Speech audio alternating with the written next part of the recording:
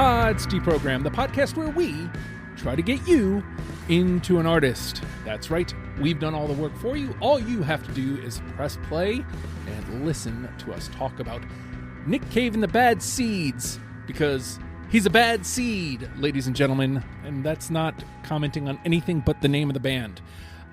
It is worth noting before we get into before I introduce the panel that we did lose a panelist this week, Ben, and I can't wait to have him on soon to talk about his love of music. But he felt he couldn't. For the record, he didn't die. He's still alive. He just dropped out of this recording. Right. Sorry, I just want to make that real clear. Yeah. He did not pass on. We just he had to back out because he didn't feel like he could add anything positive to the conversation, which I respect, because this is the place where we try to show love for the artistry.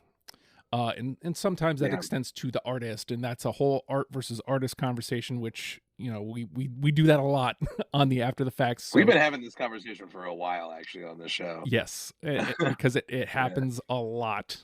So art versus artistry, I'm sure will be a big topic on After the Fact, patreon.com/show. Hi, Justin, if you would like to get in on that. But Ben did drop out because of some things that have kind of been, what we'll say is applied to Nick Cave in his beliefs on what is happening in Israel. So, that's where we'll leave that. But I respect Ben for saying, hey man, I can't offer anything positive here. So I'm going to be a drag on this. And with that said, I do want to jump in here and let's get the positive train going. So we've had other people drop out of the panel, but it was because this was going to be a 7-person thing. So as it goes, Chris Otto put Nick Cave and the Bad Seeds on the board. He dropped out when there was going to be 7 people. Next in line was you, Adam. So you get to inherit first chair.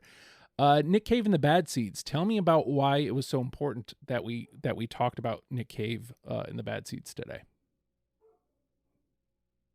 Justin, so for me, my love of Nick Cave's been a long time. So it was probably around 88 that a mate of mine borrowed Tender Prey from the libraries when you used to borrow cassettes from the library. So going back a long time ago, and him and I listened to Nick Cave's Tender Prey, and from there just fell in love with Nick Cave as an artist and went back through his catalogue. Also, given I've done a few of these shows now, this is actually my first Australian artist that I've done. So Nick Cave has remained for me a really important artist right through my music listening. Probably more so than any other artist. I still listen to all of his albums, and I think one thing I think we might all agree on is the quality of his writing and storytelling and imagery has not diminished at all through his career. In fact, if anything, you could argue it's got stronger. So super excited to be talking about his Nick Cave and the Bad Seeds and all of the things that they've produced. We've got 17 albums, I think, that we're covering off on. So it's a mammoth task. So if she was a rapper, we found out that her name would be Rich AF. It made me so happy to find out that the initial of the last name is F, because AF. And you signed up just after, because I kind of forced everybody who did the Radiohead thing to find something to come talk about. And one of the first... Oh, trust me, you didn't force me. I looked at that list and I was like, well, obviously I have to talk about Nick Cave. So tell me about it. What is it about Nick Cave, and why was that an absolute for you? Well, I have been a big fan of the Bad Seeds since I was in high school. I think that they were a group that I really sort of latched onto as I was sort of discovering my own musical taste and musical identity, and their music has really just kind of been one of those sort of catalogs that have just kind of followed me along in my life. And my relationship to the songs has changed. My relationship to like Nick's work and Nick as a person has certainly gone through a lot of changes over the years. And I just can't I can't deny like how much of an impact it's had on me. And the thing is, like, I have spent many recorded hours talking about Radiohead, and that is documented on the internet, certainly. But I hardly ever get to talk about other bands like the Bad Seeds. Although, actually on our own podcast where we ostensibly talk about Radiohead, I mean, Ben and I go into tangents about Nick Cave all the time. And so we've had lots of discussions sort of about his impact on our lives, and the way we've related to his music over the years. But I genuinely also like have never been in a situation where I could be like, these are the songs that I would choose. What do you guys think? Like, I just don't know what that, like, I don't know anything about sort of like the overarching fan base at large, or like how certain songs or eras or anything are considered in the fandom. So I was really excited to sign up for this episode specifically because I just never get that opportunity. So I'm both excited to hear what you guys have to say and what songs you've picked, but also terrified because I have no idea what's coming. Well, I wanted to echo a point that you made in the chat going on, because this kind of hammers home what you just said. You said you never get to nerd out about Nick Cave with anybody.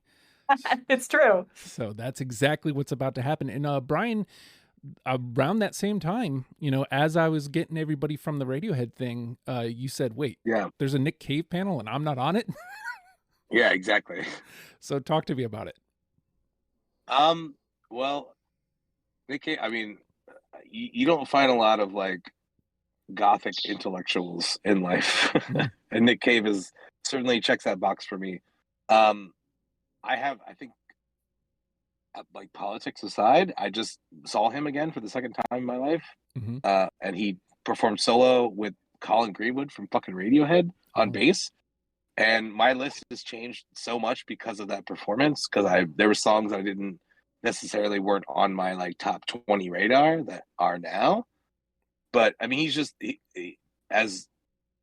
just as an like my solo stuff, as you know, Justin, you played it on your radio before, is like very instrumental, like soundtrack work. And like his work as a normal artist, and also as, I don't want to say normal as a pejorative or anything, but like as a artist as we know. And then also he does a lot of soundtrack work with Warren Ellis, and that stuff to me is like probably my favorite shit he's ever done. But and also the stuff he, like, since Warren Ellis has come around in his life, I think he's making the best music he's ever made. And I know a lot of fans think that the first couple albums are like the best stuff, and I'm like, I can see where you feel that way, but he's an artist who is just constantly grown and changed this entire career. So like, he doesn't make music like he used to, and that's a good thing for me anyway. But like, he's always been on my radar. He's a brilliant songwriter. He has a voice that shouldn't be as good as it is, but it is. And he's also the greatest frontman I've ever seen in my life. And I was blown away by seeing him for the first time a couple of years ago. Like, I've never seen a frontman that gave a shit that much and went out into the crowd and like sang with people. It was really like, I love him a lot. And I'm trying to separate art from the artist, especially in this case, since it was like a pressing issue. But to me, like, his music is too good for me to do that with. And maybe that's a negative statement about myself, but for me, his music just speaks way more volumes than any outside of his political statements about the Red Hot Chili Peppers, which I agree with wholeheartedly. But Bryan's long-standing. I also don't mean a lot of people who publicly hate the Red Hot Chili Peppers as much as I do outside of Nick Cave. So me too, buddy. I'm right there with you. There we go. Good. All right, we're in the right place. So yeah, I'm probably there too. So there you go. You got a trifecta. So my relationship with Nick Cave is practically non-existent. I know the one song from Dumb and Dumber that I didn't realize was him, and I feel like it's kind of come in and out of my life where somebody has pointed out, or I've realized that it was Nick Cave and the Bad Seeds, and it's like, oh, I should get into him, and then I don't. No real reason as to why. Why do I do the things that I do? Maybe this is why. Maybe so I could do this show with you guys. So I didn't know what to expect really at all coming in. And then when I put everybody together and we're starting to talk about like, what do we cover? And it was the most fun, aggravating experience I've ever been a part of, because it is for me aggravating to not be able to get started because you can't figure out where the starting line is. But like having people come to bat for like, oh yeah, we can leave this album off. Oh no, wait, we can't do this without this album. And then we get to the point where it's like, okay, well, what if we do, certain songs get left off of each album? So Adam, you ended up kind of taking charge of okay, this is what we're going to do. What was it like from your standpoint, actually, taking in everybody's opinions and actually putting our big list together for this one? Yeah, I mean, I thought we worked really well together, but like in a similar sort of vein, when we did Echo and the Bunnymen earlier this year, it was reasonably easy to go, we'll do 80s, because that's 80s Bunnymen is their peak, and it's pretty clear. And we were pretty comfortable with that. With Nick Cave, like I said before, he's got different eras of sound, but the quality of songwriting does not really drop off. If anything, I agree with Bryan. It's probably strengthened and got more amazing as he's gone on in some of the eras. So we really wanted to represent the entire discography, but that's like hundreds of songs. So so what we did is we chucked in most of the full albums, and then we went through and we cut songs and added songs as we went. I think we ended up with a list of around 120 or so before we, like I like to term, that we murdered about 40, which I think Nick Cave would have loved. And it got down to a nice list of around 80, but covering 15 albums over 40 years of music writing. And I would say I think Nick Cave can hold in an argument as one of the best songwriters of all time. Totally agree. Yeah. I really do. I think he's up there with a lot of his own heroes in Leonard Cohen, and maybe this might be a slightly weird one, but Johnny Cash as well, to raise, because I've been listening to a bit of Johnny Cash lately because of my Nick Cave obsession. So there's a lot of links in through Warren Zevon too. I think he's got money in him as well. Yeah. 100%. And so anyway, I think it was fun to work out. It was tricky to do without giving away too much where our allegiances were, but I think we did a good job of getting to know each other a bit through that process too. Is what I think. Yeah. Like I said, it was the most fun, frustrating thing that I've ever been part of. Like I wasn't, of course, I'm never mad. You guys are taking time out of your lives to do my dumb show, but like it was just fun to watch everybody kind of chime in. So, but that to me is where kind of the fun ends, right, Adam? So you had to do a bunch of work before you get to the hard work. So we get it down to 80 songs. Talk to me about what your song selection process is like to get your 20 for this discussion. Yeah, look, it was like everyone's going to say this, I think, but it was pretty tough. I think I had 50 on my first cut.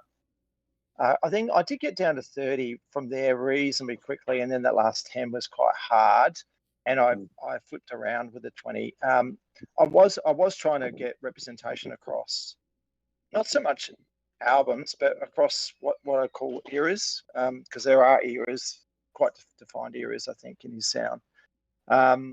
I do have a bit of a love of early Nick Cave. Those first 6 albums or so were where my passion was, and I probably did lose connection with him for a while there in the early 2000s and stuff, but have come back to him since. But So I found it really tricky, but I am really comfortable with my 20. I also was thinking about, a new listener. So I was thinking, this is a list about for people coming into Nick Cave. So I was careful not to go load up with all my deep cuts. But I have got some faves in there, and I've also probably got a shock omission, I reckon, in there too, potentially. So, and this being your first time doing Deprogram proper, as even at the beginning, I said that you and Ben can't. You guys can't be the two that drop out because you have to experience this. Ben has had his reasons, which we respect. You decided to stay on. After we get that initial 80, talk to me about what it was like for the first time getting your 20 for this discussion. It sucked. Thank you. Narrowing down that many songs. No, but I did actually have a great time doing it, even if it was painful to try to decide between songs that I wanted to include. I feel pretty good about my list. I think I landed somewhere that's a good balance of stuff that I think would both go over well with a new listener and are also, in some cases, personal favorites of mine. There are definitely songs on here that I think maybe should be on an overall list that didn't make mine, probably just because there's so many to choose from. I'm sure that there's going to be stuff on my list and on your guys' list that we thought was untouchable or was going to be an obvious consensus that's going to not be that. So I'm curious to see what those things are. I do think we did a really good job, even with all of the kind of hassle around it, narrowing it down to, the number of albums that we did and the sort of extra songs that we did. I think if we're, not going to force Justin to listen to 100,000 hours of music, then I think we picked the right sort of selection to get somebody, to choose from to get somebody interested in Nick. So, Bryan, I don't recall you saying, that you hate me or that you want to quit the show or anything leading up to this. Were you waiting until mics were on to say it this go around, or was it? Obviously, easy? Yeah, of course. I hate the show. I was actually talking about the show with my friend before I came on here tonight, and I was like, I love the show, but I also hate the show every single time. And I was talking about my last experience on the show, which was I never had an experience where we had more than 10 songs that went all the way through with Elton John. And I was like, there's no way that this show is going to be it's just, I feel like it's doomed for failure because I had such a great experience after years of doing the show. Not that I didn't have a good experience before, but that was a one in a lifetime on the show anyway, from my experience, where we all agreed on what was right. And I think that we're probably not going to do that this time, and that's fine. And I was doing really well with my list, and then two things happened. One, I saw Nick Cave again live, and that really changed my list. And then two, Taylor Swift decided to release 1989, Taylor's version, and then I just completely stopped putting my list together for 2 weeks. Yeah, so that's one does. Now I've had to revisit it again. So we're gonna have a couple songs that we all agree on, but I think we're probably gonna miss a lot because he's one of those artists that he's a lyrical guy. Yeah. So it means it's gonna mean something inherently different than most people. Whereas if you have a musical artist, I'm not saying he's not musical, but his music isn't the forefront. It's his lyrics that are the forefront, to me anyway. So being a very lyrically charged person, I think that inevitably we're all gonna go different directions because we all have different personal connections to these songs. So yeah. Even listening, as I'm listening on my first pass, I'm groaning as I'm cutting things because I know I'm going to be wrong. I know one of you guys is going to have, and I'm groaning. I'm like, oh, I don't want this to go. I think I had probably roughly somewhere between 40 and 50. I don't recall at this point, but I was like, oh, man, and I know Adam said he had a slight bit easy getting down to 30. I didn't. Each one was I don't know, because it really even after doing all the work to get it down to 80, it truly felt like you know, it really just depends on what you want to bring to the table. And then like at some point, pretty early on, like when I maybe first started listening, and you said something that cracked me up and that I kind of was accidentally doing as I was going. You said that part of your list was things that your girlfriend would like absolutely hate, you would not present to her. Mm-hmm. And well, it got tricky because I told her that I was doing this podcast because we listened to the Deprogrammed Radiohead Championship together, and she actually came with me to see Nick Cave and Warren Ellis last year, but she is and was totally unfamiliar with his music, and she was like, "Oh, I'd be interested in like hearing this playlist that you make to for the show," and I was like, "I have a crossroads here where I could either try to curate my list so that it's more to my girlfriend's taste so that I could try to get her into the band, or I could be true to what I think would be a more accurate representation of what the discography looks like." And I'm sure that there's a couple of songs in here that she would be like, no thanks. So I haven't tested out this playlist on her yet, so we'll see. But I think I ended up having to kind of stick to my guns and pick some songs that I think are sort of for the anonymous new listener rather than a specific person. Mm-hmm. Well, I was doing that as well. Like, again, not on purpose. There's a lot of songs that I either kept around longer than maybe I should have, or that I was like, there's no way this draws a new person in. But like the feeling I was getting was, this is what this dude does. And so like, I found my problem being the balance between those juxtapositions. Like, do I go with something that is completely soothing and pleasing to the ear, which he does a ton of, like a lot of heartbreak, a lot of beautiful stories, or do I go with something that's a little rough, because he does a lot of that too. So I mean, I feel like I got it, you know what I mean? I feel like I understood, but I am completely sure that I crapped the bed on my list. Because if it makes you feel any better, I mean, I've been a fan for over a decade, and I'm still like, I'm sure I got some of these answers wrong, like from the perspective of, the fan base at large. Justin, I knew that this was the most personal episode I've done yet, because I actually really, really care about whether or not you like Nick Cave or not. Because as I was going through, I really want to know what Justin thinks of him. So maybe you can reveal that as we go through. But I really want to know if you listen to him again, like, and what your thoughts are on him as an artist. So, we'll definitely dive into that more as we go on, but I did enjoy him. Like, I don't know that I'll ever be able to listen like this again, but there's some songs, and when we come up to them, I'll be like, yo, this was the moment. This was the thing. This is what happened with this. Cool. But I seriously can't imagine just like mainlining his discography like you did in such a short period of time. So kudos to you. Well, I'm a masochist. You'll learn this about me, Anne. I think I've kind of gathered as much based on the existence of this show. All right. So one last layer before we get into actual gameplay here. We've all kind of admitted, like, maybe we got answers wrong here. So based on that, Adam, how many do you think, for the final say, how many do you think we're going to get through unanimously? Yeah, and it's a little bit of a larger panel. So, but I still reckon there's enough that we'll land on. I'm going to go 4. Okay. All right. 4 seems about right. All right. Anne, what do you think?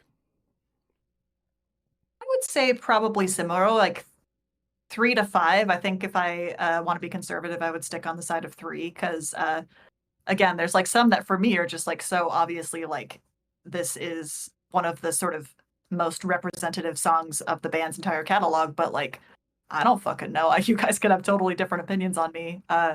So we'll see. But yeah, I'll take a vague guess at 3 for now. All right, 3. And just so you're aware, and in case anybody is listening to Deprogram for the first time, if you nail this number, you get to pick the 10th song, no questions asked. Oh shit! Yeah. Oh god. Yeah. Okay. Yeah. That's good to know. Does that change your Can number? I ask? No, it doesn't change my number, but Okay. does it include songs that we didn't include in the initial pool for this episode, or are we just limiting it to that 120 or whatever? So I'll say this: I don't like that, but it is not against. It is not against the Yeah. rules. That's yeah. There are no Okay. rules technically. Yeah. You can pick. All right. Well, in the event that happens, I will have a decision to make, but Yeah. I'll cross that bridge when I get to it. All right, and Bryan, what do you think? 3 and 4 are off the table. I was gonna say 4. That's initially where I went. I also don't keep up with like the fandom and what songs they like actually either. So I don't really know. But I wanted to say 4, and you already took 3, so I guess I have to go with 5. All right, 5. Man, here's the conundrum. I mean, 2 really does not seem like it's impossibly low. Is the crazy part? It's but no, we're covering a lot of eras. So, yeah, 6 seems entirely too high. Even 5 does. You know, like it seems like we could really hear a lot of groans of, man, what a great song, but no. Like I feel like that's going to happen a lot here. But I will say this, I absolutely do not want the burden of final say. So I'm going to take the high road and I'm going to go 6. Wow. I'm going to take the We'll pressure. see. Wow. It really could go either way. Take the pressure off of myself is what I say. All right, so we are going to take a quick pause, and when we come back, we're going to play the game. Jack hits the program.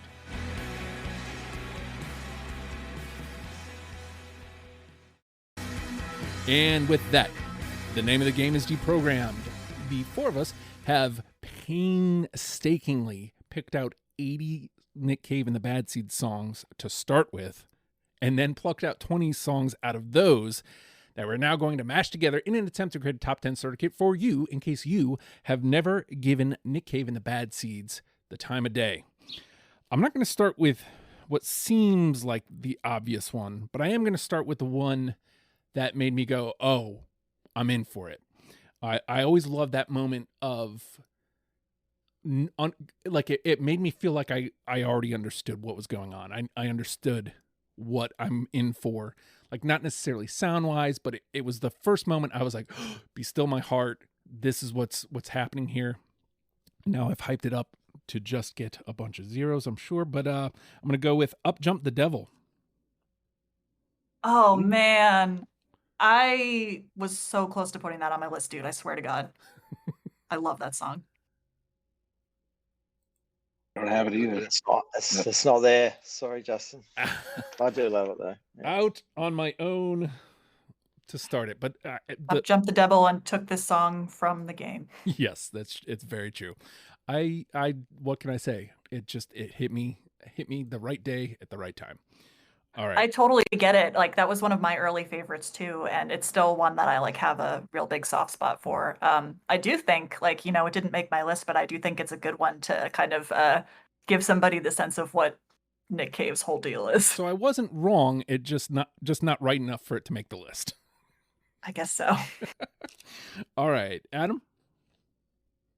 Okay, I'm going to go to the same album, actually, Tend to Pray. So when I first heard Nick Cave, the first song that really I've never heard anything like this before. And you could see the start of Nick as the storyteller. And it's a song that I just think is it's just one of the most incredible songs ever written. And that is The Mercy Seat. Wow. Yeah, I got it. Yeah, that's a no-brainer. Oh. Yeah, for sure. Well, the good news is 3 is as good as in at this point. I do not have it, but like I said, 3 on a 4-person panel is just about as good as in. So I was wrong. That's something I didn't think about as far as the consensus picks, because for me, that was like a very obvious, like, oh, everybody's going to pick that one. But I didn't really account for the wild card that is Justin, That's just right. hearing these Yeah. songs for the first time. Yeah. So that puts a wrinkle on it as well. He's really good at that. I am you will get mad at me at some point today. That's a guarantee. Oh, I'm sure I will. You need to go back and listen to it real loud after this, Justin, and you will see the mistake you made. I will say that for all that I did choose the Mercy Seat on my list, I've never been a big fan of the studio version. I've always preferred the live versions that are a little more stripped down, where you can really get a sense of what the lyrics are.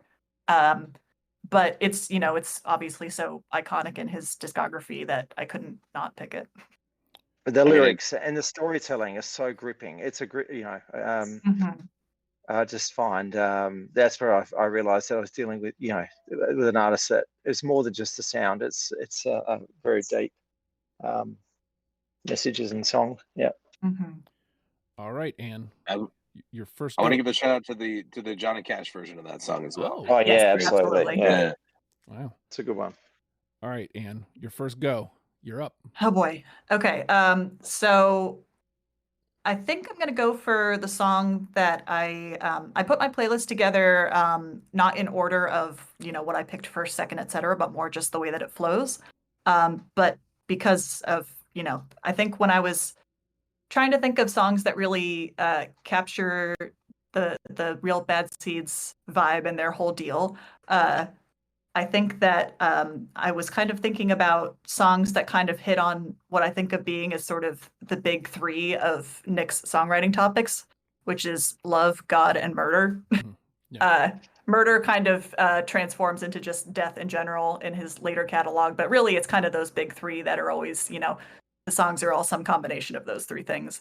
And the song that I kind of picked to be sort of the first track on my introductory playlist that I think really captures the love, the God, and the murder all equally would be "Do You Love Me" Part 1. Yeah, absolutely. I got it. Yeah, me too.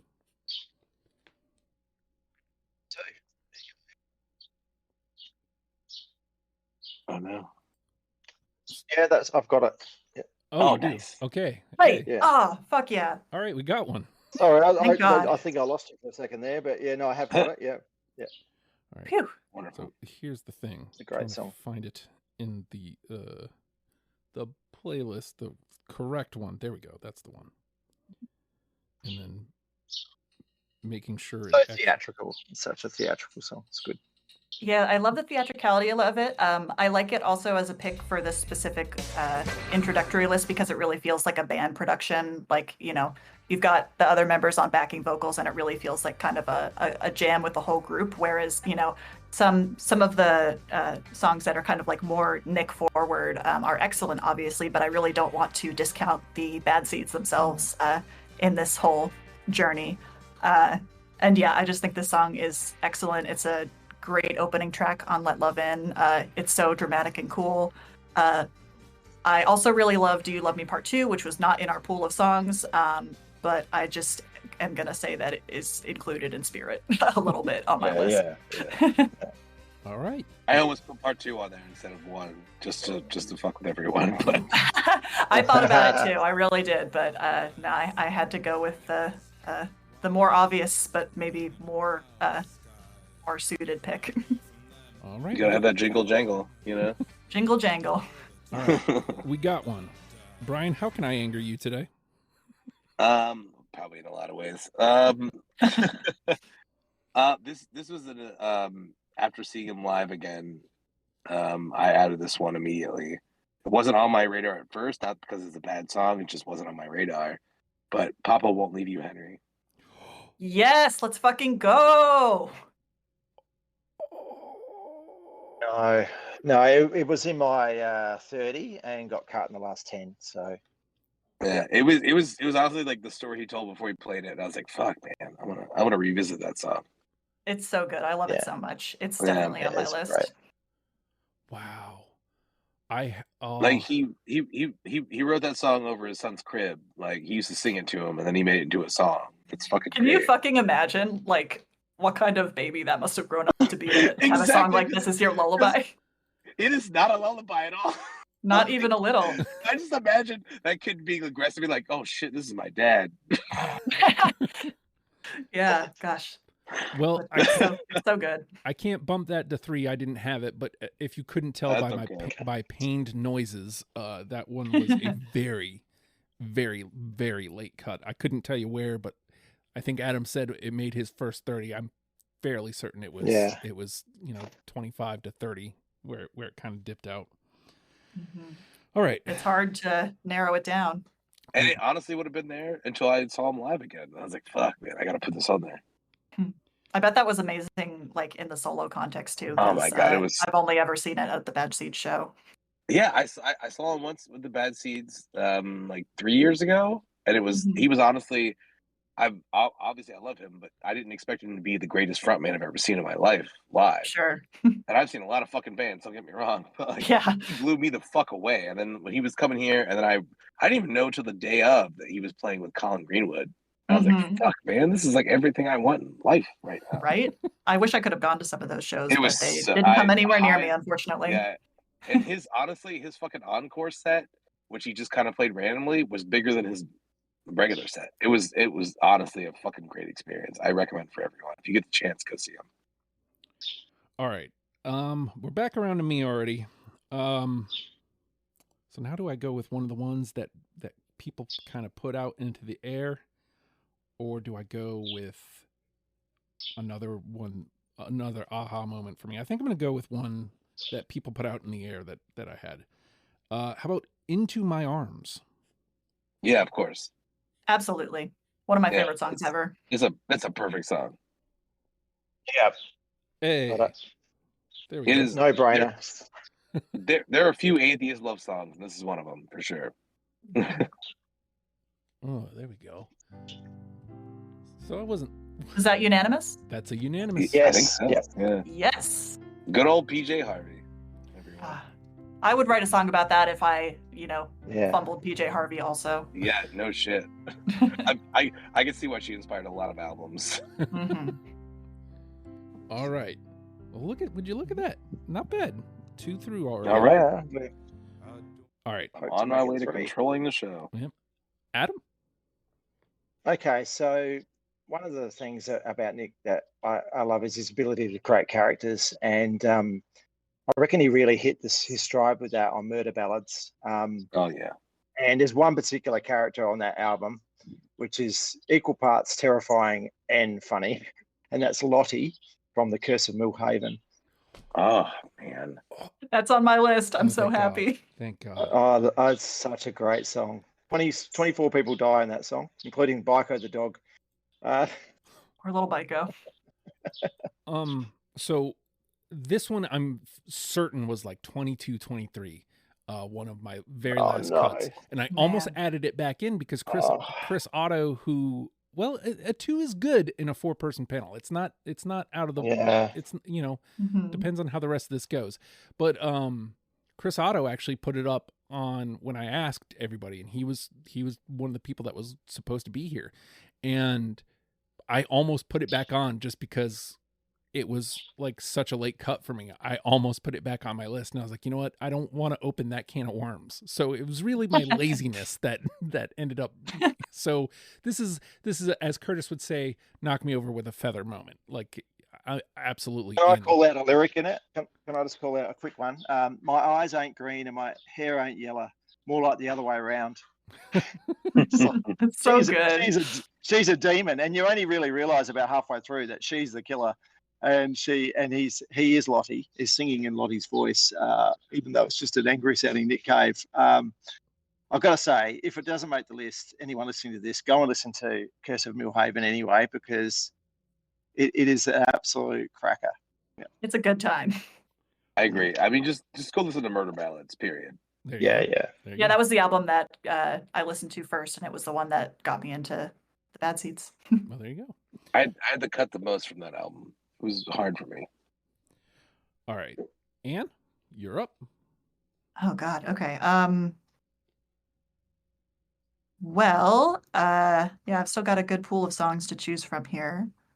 Okay, I think I'm gonna pick one again that I think thematically is not only sort of representative of the type of things that Nick writes about, but I think also has gone on to have some more symbolic significance in his catalog just as time has gone on, and really ties into a lot of his own sort of like self-mythology that he's built up over the years. I'm going to go with Tupelo. Absolutely. Oh, thank God. Yeah, that song is fucking brilliant. Yeah, yeah, I got it. All right, a 3 is just about as good as in. I don't have it, but I say this a lot on this show, and I hate it, but like it rings true every time I record. I try to listen to like as much of the entire playlist. Like I'll just push play on it like for 30 minutes, 45 minutes, depends on what's going on in my life. And Tupelo came up, and I immediately went, well, I was wrong on this one. I should have had that. So well, at least you realized it. But honestly, like I feel like for all that I might make some comments as this goes on, but I feel like I can't be particularly mad at you, Justin, because like you just kind of went through all of this so quickly that like Yeah. I can't blame you for not, listening to every song and having the same sort of the level of connection that I have to it after a decade, yeah. I do what I can, but sometimes a song only gets one listen through. That's why I said like hearing Tupelo the second time, I was like, well, I was wrong about like, that. Jesus Christ, right? What did I do there? I saw when I saw the Bad Seeds on the Skeleton Tree tour, they played this song, and it just hit me so hard, with the sort of in the context of Nick having lost his son Arthur, and the song being about the birth of two twins and the death of one of them, just like it's almost like eerie, kind of how much resonance it has now. And for that reason, it is both a great song, and it's kind of has that sort of like spooky connection to like some of his later life and later work. Spooky, Yeah. Definitely. Like it's not like forever permeating, but there is definitely times where you get into like I said, there's a lot of heartbreak here, which this would be included, I would think. Heartbreak, love, spookiness. Like there's a lot of different themes that we get into here. Bryan, you're up. All right, so the second song that I added on my list after I saw him again, not because it wasn't a great song already, but it certainly put it back on my radar. Oh, Children. Wow. I'll do it. It's great, but no. He did preface it, I will say. He did consciously recognize the fact he doesn't really play anything from Abattoir or The Lyre of Orpheus. Like he just doesn't play it live. It just kind of passed them by. So it was like a rare treat that he actually played something from it. So I think that's why it was more important to add to the list. My kids pointed out that was in Harry Potter, wasn't it? That one. It was, yeah. Oh, that was bizarre for me in the year 2007. I'd already been, or whenever that movie came out, I'd been a fan for a while, and it was. It's always a little weird to hear like a song that you like Peaky Blinders know so well, just kind of like randomly in something like that, and you're like, oh, now like everybody's gonna know this song for that reason. That's a little weird. So is that just one for Bryan? For Oh Children? It's not on my list, unfortunately. It was definitely on my preliminary list. I'll say this: that one was one that listeners put up as one that we should have had. So you weren't. I felt really great that he played it live. I got to hear it, so it's great. All right, I'm gonna go to the next aha moment for me, because like the song, even in the title, was like, yeah, I get that. So I may be alone here, but it was a feeling that I got from Nick. People Ain't No Good. Oh, I love that song was like so the much. last song I cut, honestly. Got it. Hey, there we go. It didn't make my list, but yeah, again, on my preliminary list. The Boatman's Call is probably my favorite Bad Seeds album. I just really love that song in particular, but unfortunately, didn't have room for it on my list of introductory tracks. I mean, it gets. And I think it's in Shrek too, by the way. Really? It is in Shrek, yes. There's that song and a Tom Waits song, I believe, are in Shrek too, which is bizarre. The last scene when Donkey and Shrek are kind of quite morose, and pretty down on the world and people ain't no good, and that's great. All right. So the twos are not dead yet. So I mean that's the good part about a 4-person panel. Twos can hang around for a little bit. All right, Adam, you're up. Okay, we've already mentioned her, so I'm going to stay on murder ballads. But every time, and I've been on a few panels where PJ Harvey's been in a collab, and I can't not pick her. So Henry Lee of Murder Ballads. Yeah. Yep. Yes. Hey. All right. It was hard. It was hard for me not to put the whole album on there. Justin, have you got that one too? Yes, I do. Yes, yeah, I do. I knew Let's you would. go. Yeah.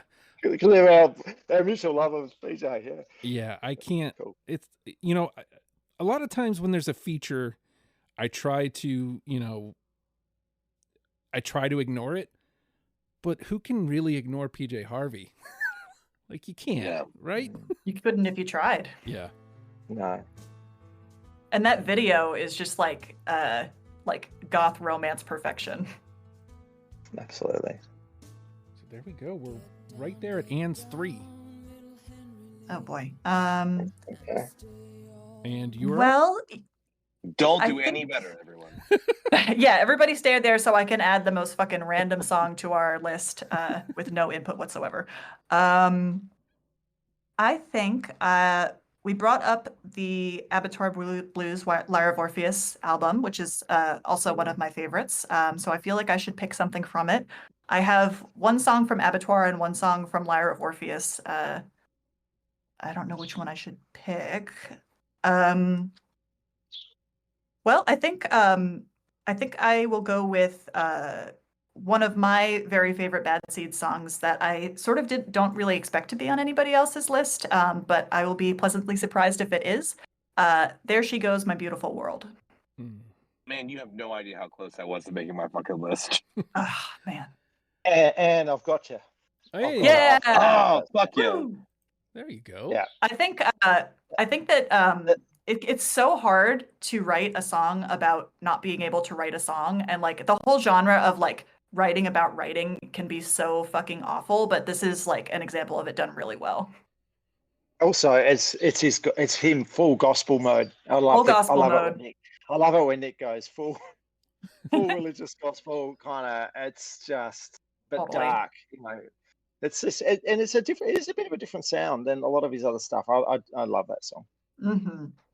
All right, Bryan. All right. Well, speaking of religion, I'm gonna go. God Is in the House. I wanted to pick that, but I didn't. I'm sorry.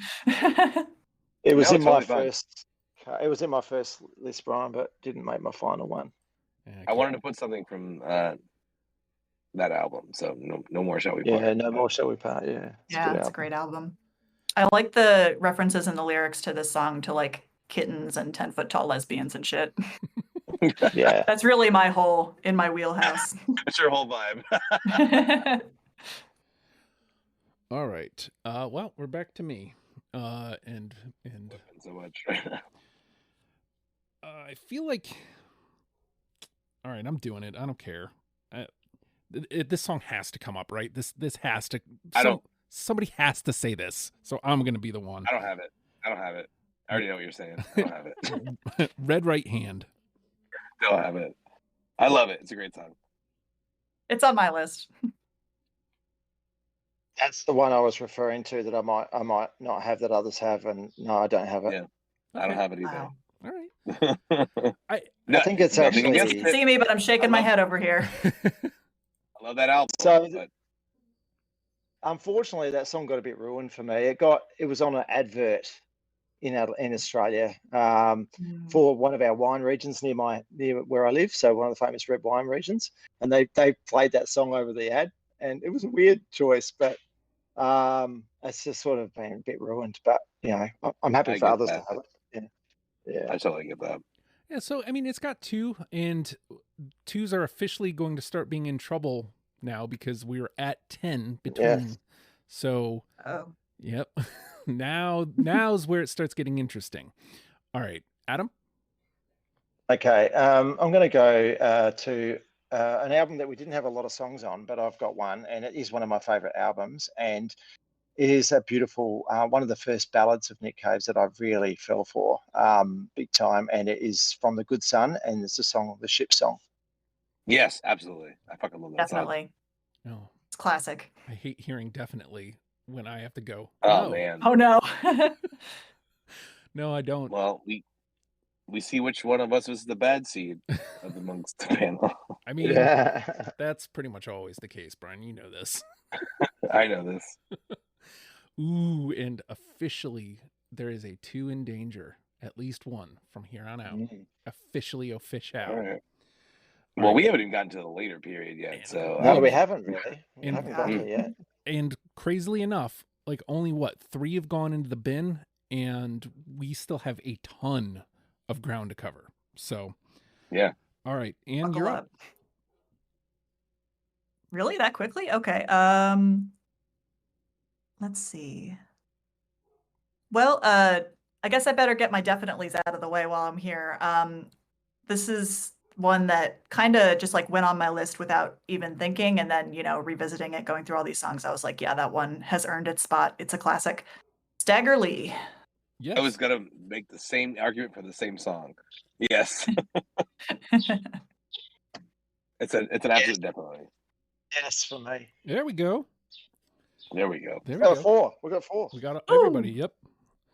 It was the song he closed the show out with the first time I saw him, and like the entire crowd got to go on stage and sing it with him. Yeah, it was fucking amazing, crazy. dude.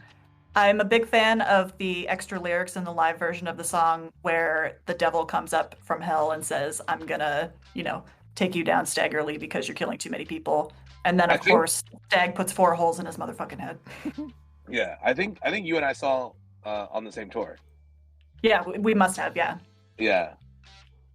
So for the record, that puts us at 4 unanimously, and you're out. Adam, God damn it. you currently hold it, and those 2s are looking more and more in danger as we go. All right, Brian, you're up. All right, I'm gonna go to later period then. This was the album he was touring on when I saw him for the first time. It is the only song from this album I have, not because I don't like it, but just because his later albums for me are more concept-y, where I found this problem with Ghost Teen as well, where I just couldn't separate songs from it, from the whole album. But in this one, I did. It's Girl and Amber. That was very close to making my list, but it didn't. Mhm. Yeah. It's on mine. It's on mine. I've got it. I can't add a third here, but there it is. I'll take it. It's fine. 2 keeps it in the combo for now. But any more 3s and it could hit the flow. All right. So, where do I go from here? Because I gotta admit, I've done much better than I thought I would at this point. But I feel like this is probably the place where I'm going to start missing like crazy. All right, this one was pretty high on my list. How about Jack the Ripper? Oh, Ooh. so close to making my list, dude. Yeah, same. It was like maybe the 21st song. It was definitely my No. first pass. Yeah. Was that it? I don't even think it was on my list, actually. So, no. Oh, all right. Well, no, it's okay. I don't, yeah, it's not my favourite. All right. That song is my problematic fave. Okay. All right. I went into the bin. It's fine. All right, Adam. Okay, we've been talking about Nick Cave live, and I reckon I've seen him now probably 5 or 6 times over the 20, 30 years. And I saw him on the Carnage tour with Warren Ellis, and that was just unbelievable. And this song is so raw and personal for him, and particularly around his tragedy of losing 2 sons. So from Ghosteen, Waiting for You. Yeah. Yep. Oh, man. I got it. I don't. I'm so sorry. That was the one song I got because it was hard for me to pull from that album because the whole thing is just fucking great. But that was my one pick. So it's got 3. Nice. Oh, you got it, Justin. Yes, I do. Oh, excellent. Right. Sweet. All right. Bryan, or I'm sorry, Anne. That's right. Let's see. Well, as long as we're talking Ghosteen, I didn't have Waiting for You on my list, unfortunately. But one of the Ghosteen songs that is on my list is Bright Horses. Oh, I almost made it too. It's one of my favorite, I think, lyrically, songs that he's ever written. I can't. I've got it. Oh, Yes. Nice. Yeah. Ooh.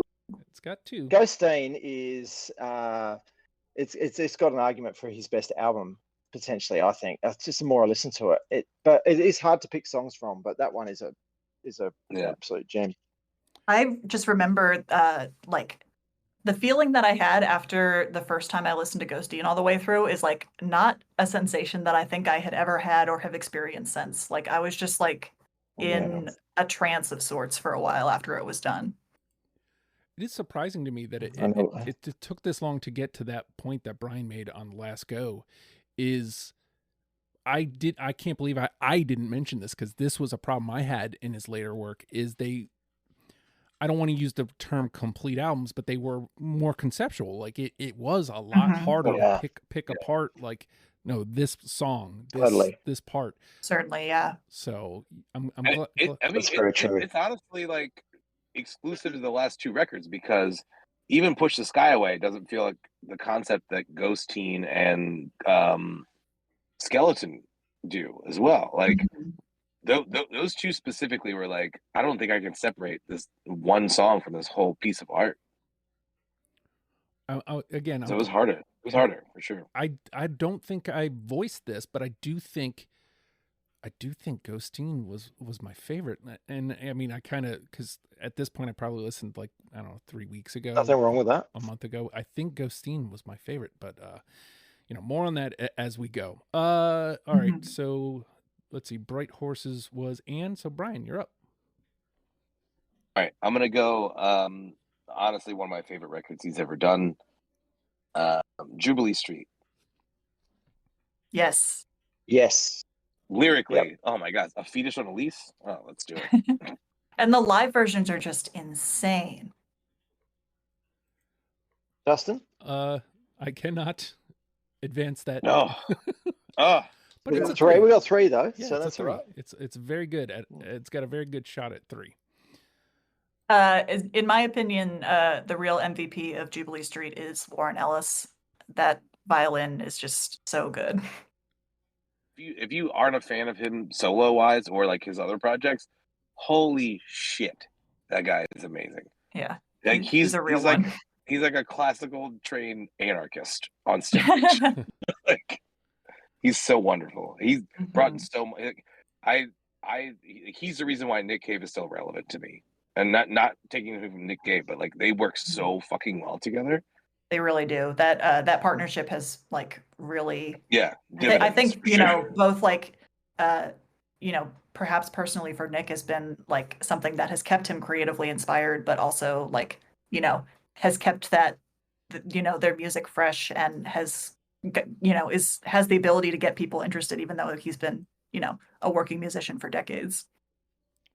So with that 3, I do have to point out that at this point, and there's still plenty left, only one of those 2s could go in. And technically speaking, even that isn't the case, because Adam, at this point, Adam would have final say. So, all right. For now, 1, 2, 3, 4, 5, 6, 7, 8, 9, 10, 11. Maybe we'll do like 3 more rounds and dump out from there. I keep scrolling past this song, and I'm gonna stop scrolling past it. How about Straight to You? Yep, I got it. Yes. It lost out to another song from Henry's Dream, unfortunately. Oh. All right. Now officially I hated this song when I first. No more 2s. Yep. Really? I actually hated it. Yeah, I hated it because I was a diehard Nick Cave fan, and that song at that point in his career, it must have been pretty jarring at that time. Yeah, it was jarring, but now I go back to it. It's a great song. It's So good choice. All right, Straight to You gets a 3, and like I said, the 2s are done. I mean, unless Adam picks one for a final say. All right, Adam, you're up. Okay, I'm pretty sure I'm going to miss on this, but I'm going to go there. So after getting into Tender Prey, I worked my way backwards through his discog with quite a few of my friends. And this song I'm going to pick is Nick Cave has actually said he reckons it's one of his best songs he's ever written. And it's called Sad Waters off of From Her to Eternity. Oh, that's a good pick. That is a really good song. Didn't make my list, unfortunately. No, same. Yeah. Damn it. Yeah, I didn't think it would, but because Nick has actually said that, it's one of his favorites that he's written. So, there you go. Is that one of the songs that Anita wrote with him? I think it might be, actually. Yeah, I think that's right. Maybe that kind of rings a bell for me. Yeah. She was very, she had a big hand in a lot of those early songs for sure. Yeah. All right. And? Yep. Well, I based on the Straight to You pick, I don't think anybody else will have this song, or at least not enough to bump it up to any sort of contention. But it's my personal favorite from Henry's Dream, so I wanted to pick it. John Finn's Wife. Oh. Nope. Had it on the short list, but not. Yeah. I was. I figured that was kind of a that was sort of a like, I know it's not going to get picked, but I gotta represent for it. I think it's one of my favorite sort of like storytelling type songs that he's done. Totally. Yeah. It was really hard for me to cut it, actually. It's a goodie. Yeah. All right. I just want to reiterate, I hate the show. I think that's the first time you've hit the bin. Me? Yeah. Yeah. Oh, well, me and John Finn lying dead on the ground. Welcome to the club. Yep, it happens. All right, Bryan? All right. I think this might be one of my favorite Nick Cave songs of all time. Push the Skyway.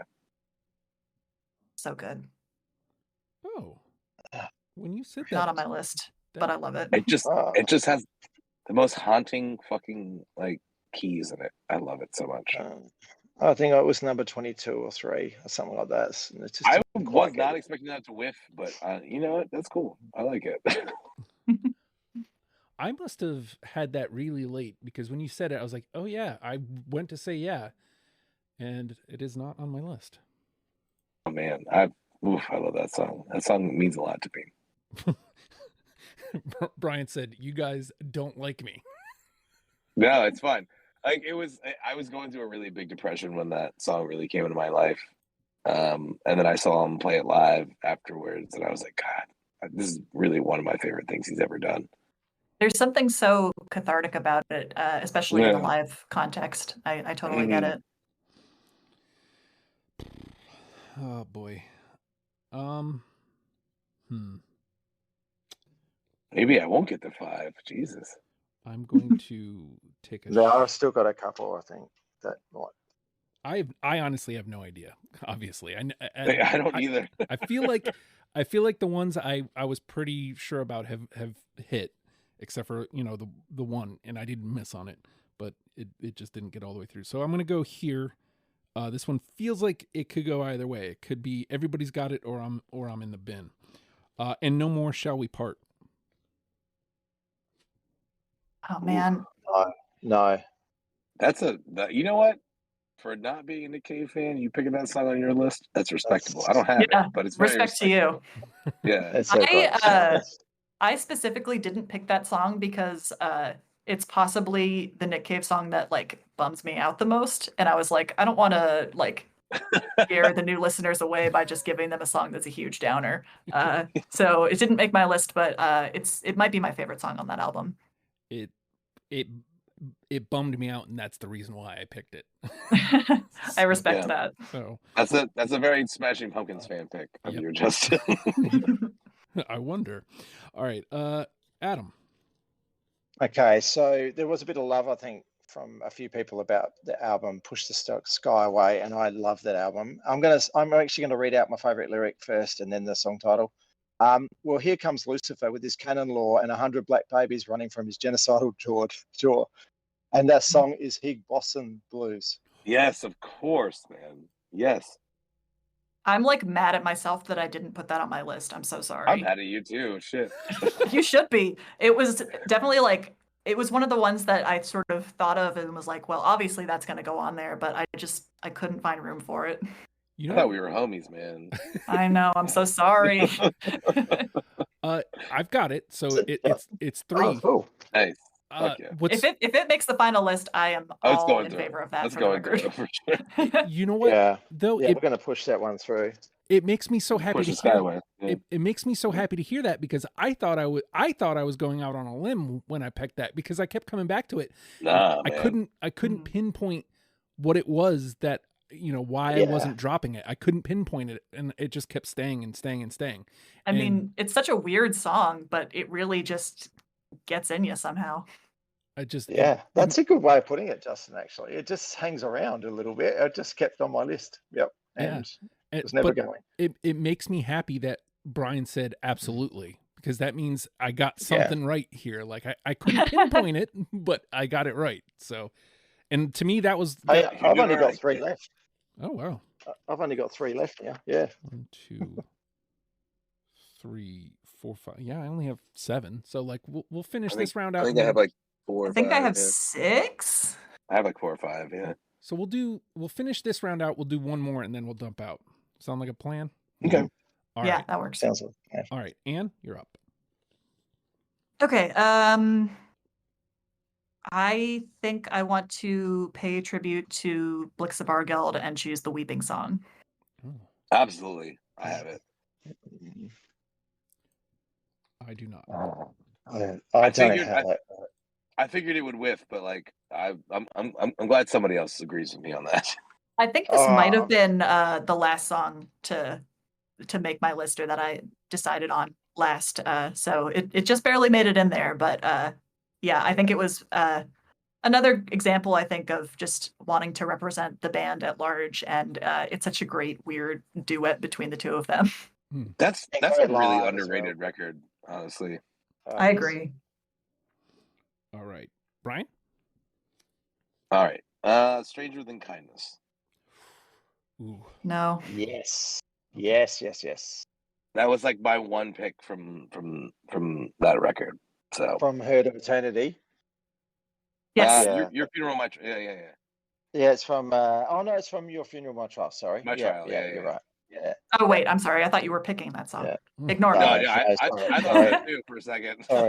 Sorry. No. Pretend I didn't say anything. Jeez. He's just like, I see your song and raise you another song. Yeah.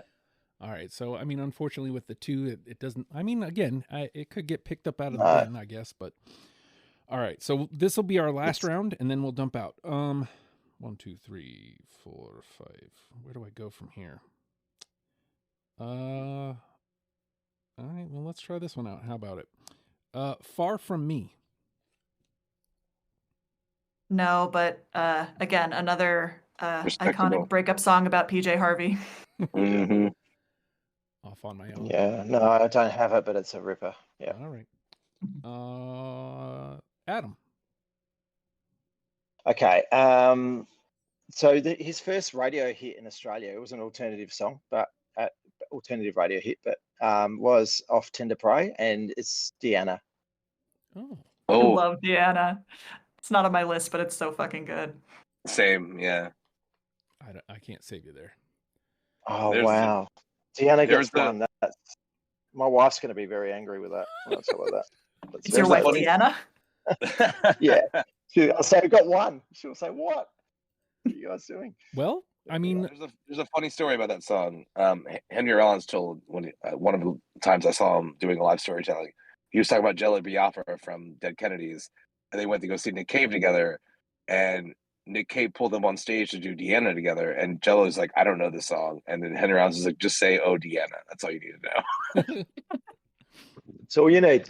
Yep. Nailed it. All right. Yeah. Well, I guess I kind of jumped the gun a little bit, so I'll just lay it out on the table. How about From Her to Eternity? Yeah, I got that. Oof, no. Yeah, I wish I did. Honestly, I regret my list. Yes, I do, as you know. Yeah. So, yeah, I love it. Ooh, this We conversation. got 3, have we? Yeah, it's 3. It's juicy. This next round's going to be juicy. Yeah, this is going to be interesting. All right, Bryan. Idiot Prayer. Ah, so good. But no. No, I'm actually out. Oh, wow. Oh, wow. Yeah, I had a lot of connections with people, I think, on these, but yeah, so I'm out. All right. Well, I can't save Bryan there. And at That's all right. this No point, one I can can. officially say that Adams 4 is going to be the winner. All we can do is make the conversation harder going forward. So I'm going to dump Son out. of a bitch. I'm going to dump out here. I'll start right at the top of my list. Scum. Mhm. Ooh, nope. Yeah. I mean, it's not on my list, but it's just, yeah, good song. Good choice. All right. I'm pretty sure Gavin, who didn't make the final panel, would have had that because a couple of comments he made in the chat. So Yeah. I think he would have had another All right. connector there. Your Funeral, My Trial. Yep, I got that one. Hey. I mean, it's No.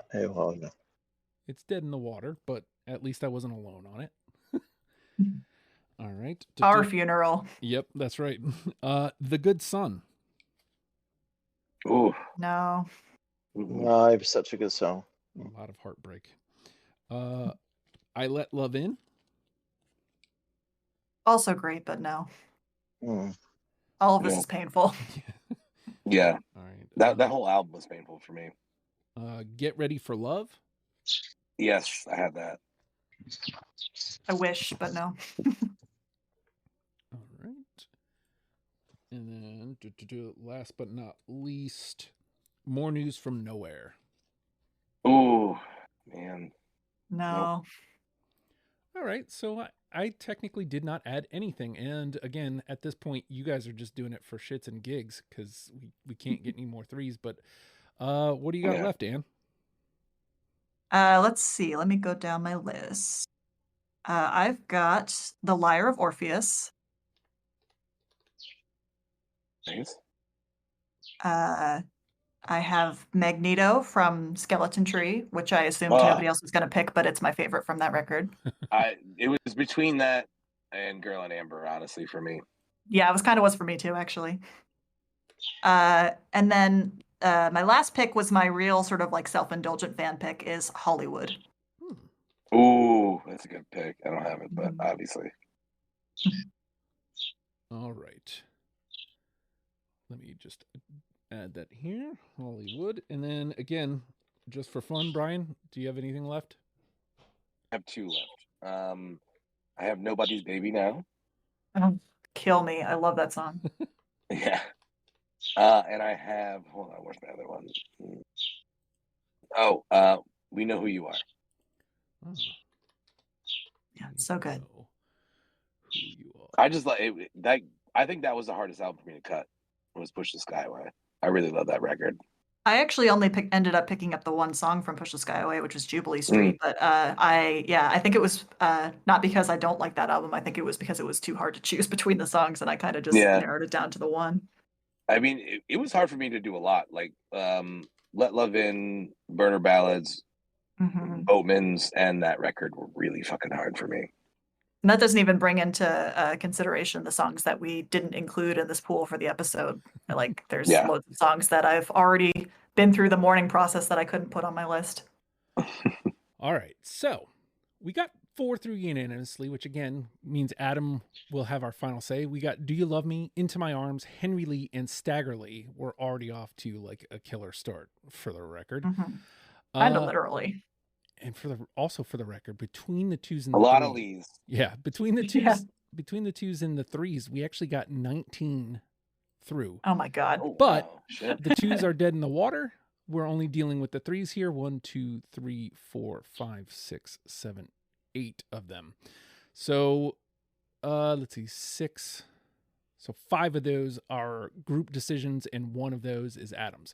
So we've got The Mercy Seat, Tupelo, The Ship Song, Waiting for You, and Jubilee Street, Straight to You, Higgs Boson Blues, and From Her to Eternity. So, since Adam has the final say, I'm going to skip to Anne. Anne, is there one that out of those 8 that you kind of hear and you're like, man, I can't believe that one didn't get in? I gotta be honest, you just named off all those songs, and I think my brain just went blue screen of death. I don't. Sure. There's really not a wrong answer here. I think I'm open to pushback or suggestions on this, but I think just off the dome, I would say Tupelo. Does anybody?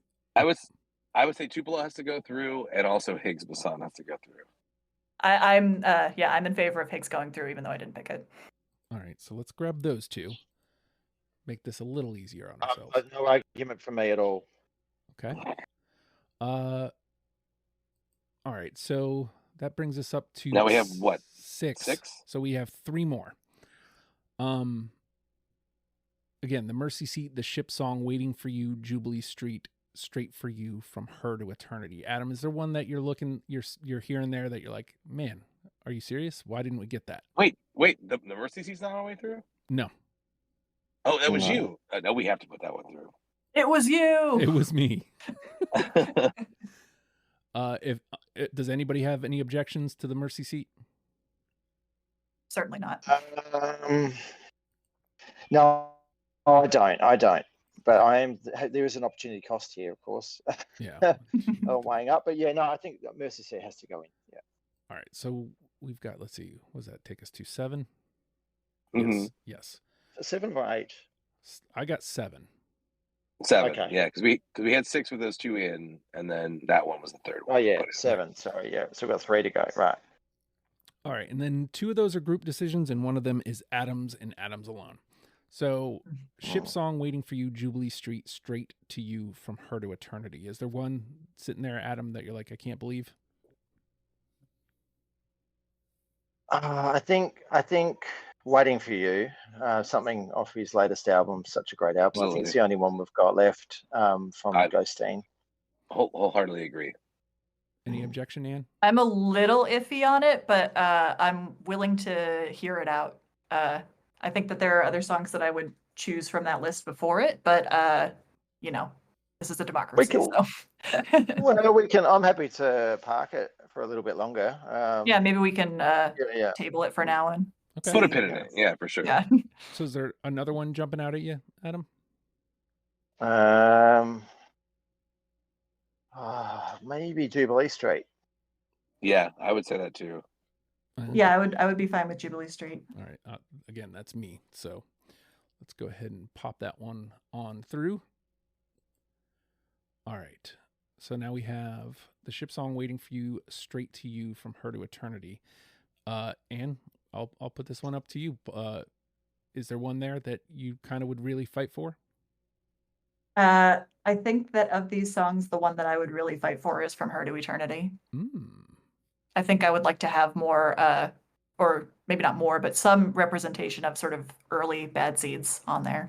What do you think, Bryan? You're the odd man out here. I was gonna say that one and Ship Song. Would be my picks. Yeah, it's close between those two, honestly. But I think From Her to Eternity in this context wins out for me. I'm not gonna argue with that at all. So we can put that one through. All right, and before I officially put it through, you can put a stop to it if you want, Adam. No way. In okay. fact, it would have been my last. It would have been my last pick anyway. You know what? I kind of thought that, which is why I was kind of more in like I want to put Ship Song through because I know he's gonna put that one through. Yeah. All right, so that takes us to 9. That means the final say, and I will say this: the Ship Song, Waiting for You, Straight to You are the 3s. Feel free to pick anything, of course, but those are technically the ones that are still alive. Adam, it's completely waiting for you. I'm definitely going to pick one. I'm going to pick one. Okay, I'm going to pick one of those 3. I mean, the interesting 3 that are left actually, because they're all just powerful ballads, aren't they? You could go wild card. You could pick something from Nocturama. I'm gonna pick one of these because I don't. If I look at the list, we don't have one of these sorts of. I think they occupy a particular part of Nick Cave's writing that we don't have hugely represented anyway. Far out. It's for me. I think the one I would knock out straight to you. It's down to the Ship Song or Waiting for You. And I'm probably gonna. Sorry, Anne. I'm gonna go Waiting for You because we haven't got anything on Ghosteen.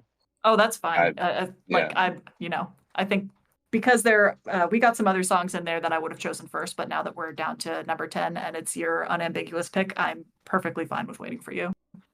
Wholeheartedly agree. All right, then that means we've done it. Some very, very stiff songs outside that 10, though, isn't there? Yeah. Oh yeah. We could have made, we could have doubled or tripled the size of this playlist, and it wouldn't have been enough. And honestly, on a different panel, this top 10 would have looked completely different because he's just that very different artist. Yeah. Mm-hmm. All right, so let me run it down. We got Do You Love Me, Into My Arms, Henry Lee, Stagger Lee, Tupelo, Higgs Boston Blues, The Mercy Seat, I don't know how to say it, so Jubilee Street, From Her to Eternity, and Waiting for You. Now, Adam, of those 10, which one is the one? I think it's got to be Into My Arms. Ooh. Yeah, I wouldn't. Yeah. What do you think? That's fine with me.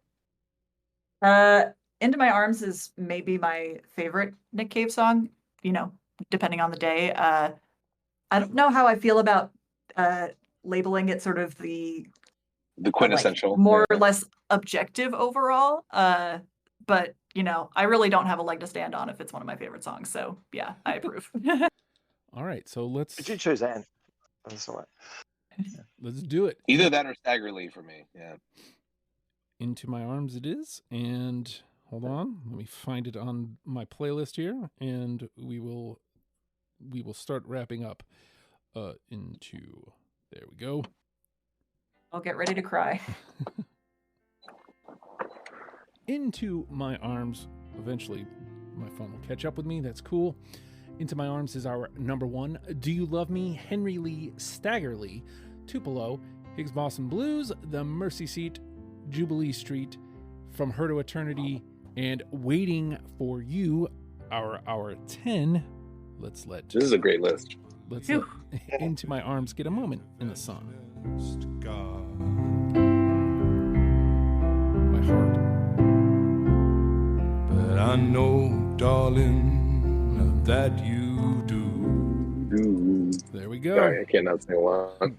We have done it. We have turned you into Nick Cave and the Bad Seeds fans. You're welcome. We did all that. We literally did all of the hard work for you. We did this so you didn't have to. Yes, all you have to do is push play. Seriously, man, how great are we? I'm just saying. We did it. Shout out to us. Great. We great. Little self high five here. Hello everybody. Look, maybe you disagree. That's fine. You can come into the Discord, the Legion of Stupid Discord, come in and tell us we're wrong. That's fine. If that's something you'd like to do. You can also follow me on Threads and Instagram at DeprogramvedVA or on Twitter at the Hulkster. I don't really use it that much anymore, but it still exists. So you can do that if you like. If you want to come play, legionofstupid.com, click podcasts, click deprogrammed. Right up there at the top is a sign-up sheet. Tell me what artists you want to come talk about, and we will make it happen. It might take a minute, but we will make it happen. Since you're there at legionofstupid.com, you can listen to the show there. That would be awesome if you do such. You can also listen on all podcast platforms, and if you do that, please consider giving us a 5-star on Spotify, or if you're listening on Apple Podcasts, 5 stars and a review would be super awesome of you to do. Also, patreon.com/oh hi Justin's a great place to go. If you got $1 a month, you get deprogrammed before the rest of the world. You get the after the fact conversation that we are about to have. It's just whatever audio I record, I generally speaking put there first. And you also get access to different channels in the Discord. There's all sorts of other stuff too, but my brain's kind of fried. So what can I say? Nick Cave and the Bad Seeds. Learn them and love them, people. We'll see you next week. Goodbye.